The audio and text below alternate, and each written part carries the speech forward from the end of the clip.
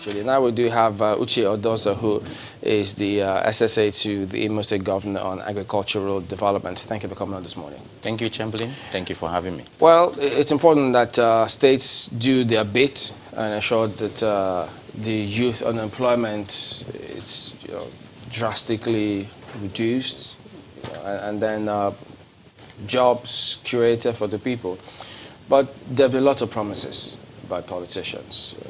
It's their stock in trade. They usually do that. But we have to hold them accountable to what they've said. For instance, the governor is all over the place when he did say he was going to provide 50,000 jobs if he was elected. So there are many who will be looking to see. It's almost 100 days that they've been in office.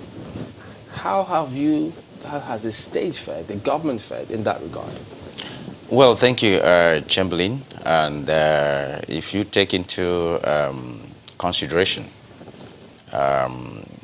what was on ground and where we are today, I really would give it to the governor and his team for the landmark achievements so far from the day that they came into power.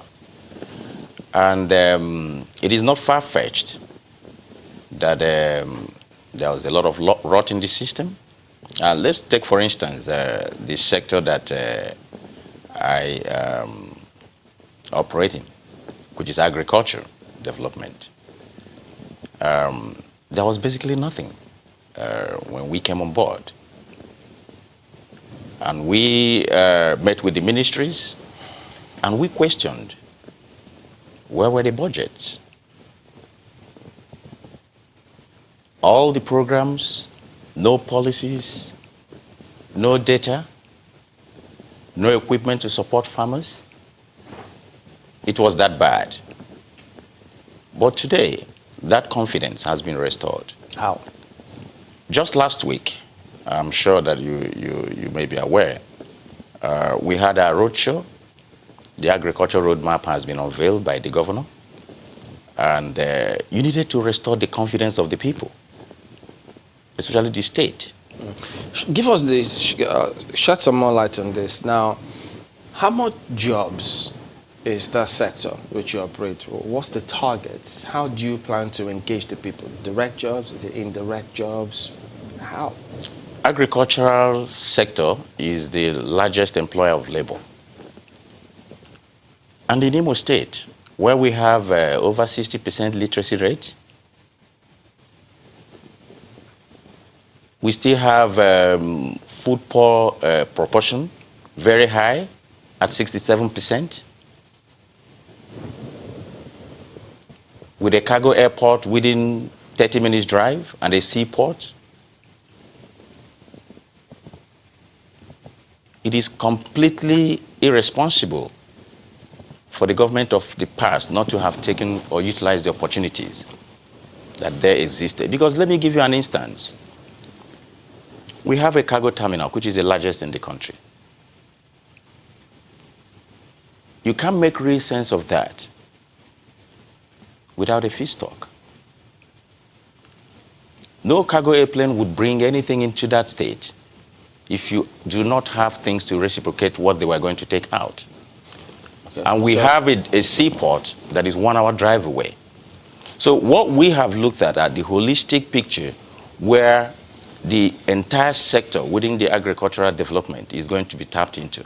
And that is going to create over 300,000 jobs through the agricultural revolution. Within how many months? Within the next 3 years.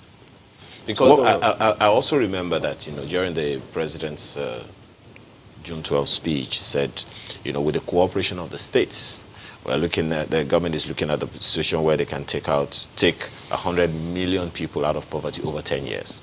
Break that down, that's 10 million jobs per year. Break that down to 236 states, that's some 277, 278 jobs per year. So if you're talking about this, 300,000 jobs in 3 years, that's way below expectation. Let me give you an instance. It is you rather under-promise and over-deliver. But I'll give you a matrix. We are resuscitating the one of the largest poultries in the country. which is Imo State International Modern Poultry, that could create instantly a direct 7,000 plus job. And if you want to say it, if you want to do your mathematics, we have a livestock, another company that is now opening up 300 to 900,000 beds. Where are they going to get the feedstocks from? You just said now. It's all about the grains. Okay. So now what happens is that we live in a state where we are not generous when it comes to the land space. So that is why if you look at the roadmap, which has graciously been unveiled by His Excellency and his team, we are mobilizing a new generation of agribusiness practitioners. And if you must have your livestock activities right, you must play a vital role in terms of the feedstock. Okay. And the feedstock comes from the grain, and the grain has to be produced by the people. So we are moving the agricultural revolution back to the roots. Could you shed some light on this a little more? Did you say 300,000 jobs in the agri sector alone? I'm just talking of the agriculture sector, immediate. I'm just talking of the agriculture sector. I'm not talking about the general sector. Okay, because the program that we have. So trying to understand how those 300,000 jobs will be created. And then secondly, how are you dealing with the question of access to credit? Okay, let me say this. We have a lot of credits, access to funds at CBN level. Okay, at CBN level. Let me tell you what. If you have at a single digit, which CBN gives at about 9, the best credit that you can get is actually that which goes into agriculture, because the return on investment is quite high. So now, if you look at the numbers, because it's a game numbers, because we'll be driving what you call the volume to value. It's not rocket science. But the question is, what exactly went wrong? Okay, before we get to the what exactly went wrong, I see you've brought that up a bit, but let's take a look at specifics, areas that will probably be major to the success of this goal which you have set. As a state, what comparative advantage do you have? What are the areas you have comparative advantage? I mean, you can go around states in the country, there's this strength they have, but as a state, what are those areas and how well are you focusing? What are the KPIs you have set for those areas? So we're going to get 50 jobs here, 2,000 jobs here. So what are those areas? If you look at the comparative advantage, you find out that we are living on about 9 items. We have the palm oil. We have one of the best grounds for palm oil production. That is going to create an unprecedented amount of jobs. Any figures to that? We have the other palm, which the governor has given a matching order. Very soon now, we are going through the resuscitation of other palm. And if you watched just last week, we flagged off what we call the accelerated palm production. We're understanding that, look, we do not have enough land. Yeah, but how do we boost this production? Yeah. So we've gone into what you call the urban palm plantation. How many was the target in we terms have of just planted job creation? Job creation on the palm alone is going to give us about 125,000 people immediately. So we have 175,000 to go. Absolutely. Okay, so let's look at other areas. That is not just on the palm. Okay. Okay. And what that means is that within the local government areas, we are going to be lining up palms within the streets, in the rural areas. Just within Owerri Metropole, we have been able to plant 3,200 palms just within the city, which are the highest tenera species of palms. So that's 1 out of 9. That is just 1 out of 9. So then we have cassava. We all know the cassava value chain. The government is looking at reducing the distance that we have within the cassava of about 4.6 billion. So why are we not growing cassava? So it's all about game numbers, and we are looking at these from sector to sector. So we are living on a ginger belt. It may shock you that originally we are ginger farmers originally at Mbitolu. There is only one ginger processing machine. Since 1923, we have had ginger in Imo State, which brought about why you have Umudike, the Roots Institute. Okay. So we are going back there now, where we will be able to do commercial ginger for export. I can imagine someone listening now and saying, we've heard this before.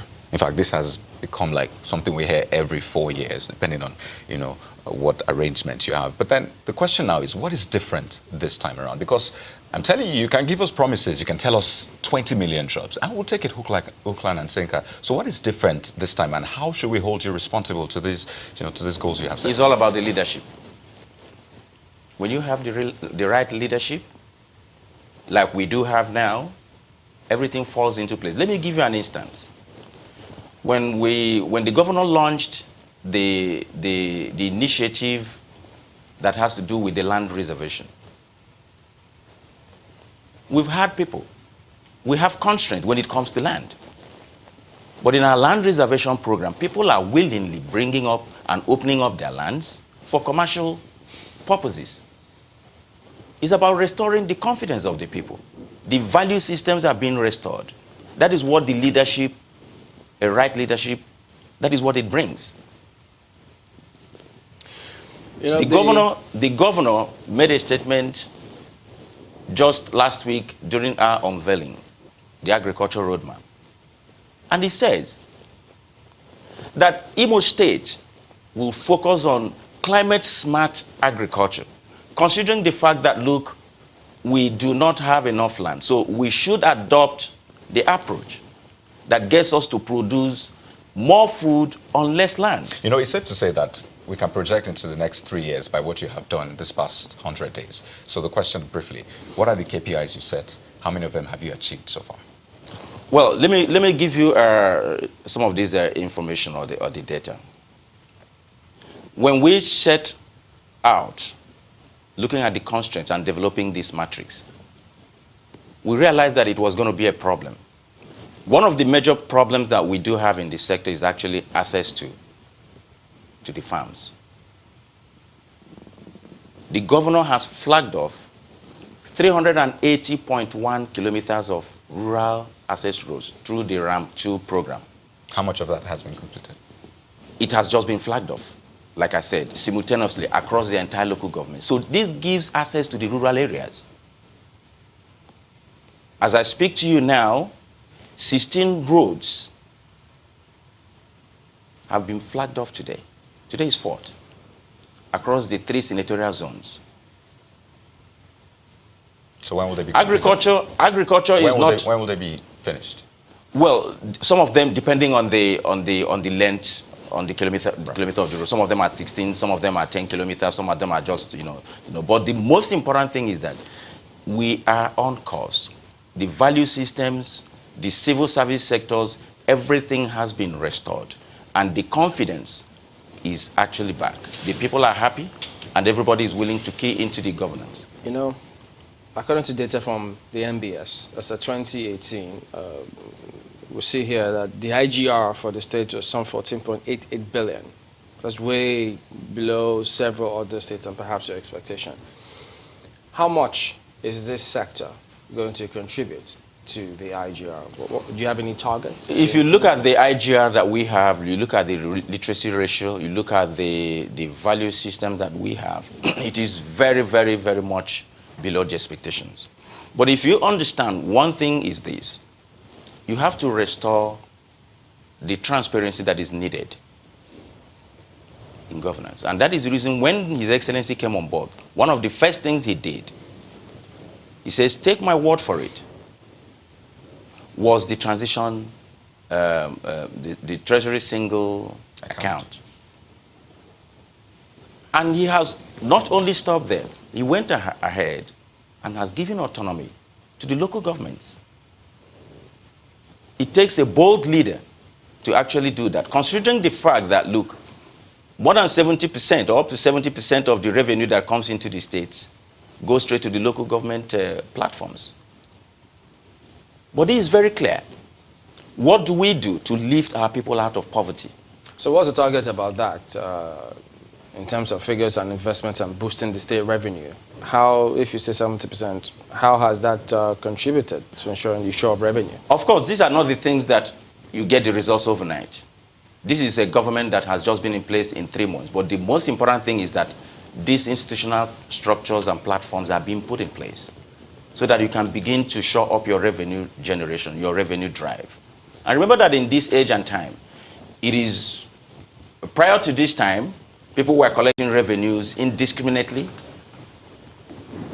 from all manner of sectors, unaccountability, and a whole lot of things were just the order of the day. But all these are being consolidated now, and with time, over short, medium, and long term, you will begin to show up our revenue drive. So 100 days on, what do people take away? What would the government say at the moment they've been able to achieve if they were to address the state of this 100-day period? It is very, very interesting that if you come to Imo State today, this government have been able to actually restore the confidence. So confidence is... The confidence of the people. There is transparency now through the Treasury single account. I thought you said the civil service. It's not early days yet. The civil service, well, you may say so, but the civil service, you know, before now, was completely non-existent. Okay, if I the can agriculture, very quickly, sorry, yes. That agriculture and the rural, you know, project that you talked about the other time is really very interesting, because if we're going to pull people out of poverty, that's where they are, and that's where we want to get to really get to them. We talked about Ramp 2. How is that being funded, the rural access and mobility project? Yes, it is actually in collaboration with the World Bank, where you are expected to actually also bring your counterpart roles that you have to play. And prior to this time, the government of the previous government never saw any need for that, because they considered that maybe... So how helpful do you see that playing in the rural development, and especially in helping business in the rural areas come to the... For any sustainable development, especially in the agriculture sector, you have to have access to market. This has been the biggest challenge of the farmers. So to give them access to market, you have to... That is actually bringing... And if you are inviting anyone to come to Imo State now to invest in agriculture, what would you be saying to them? Well, Imo State is the right place to come in to invest in agriculture. Why do I say so? We have a lot that gives us that advantage. Just take, for instance, we are just 1 hour drive away to a seaport. We have the cargo terminal, which is 30 minutes drive from the central. We have a very high literacy rate. The state is investing, we are investing, Imo State is going to play host to the first agribusiness academy in the country. Because you cannot develop this sector without equipping the people with the basic knowledge. And for us to get it right, we have to farm with the fact that we have to preserve our environment. All right. And that is Good where point. climate smart agriculture comes in. Good place and to leave whatever it. thing that you develop has got to be in uniform. Odozor is the SSA to the Imo State Governor on Agricultural Development. Thank you for coming on this morning.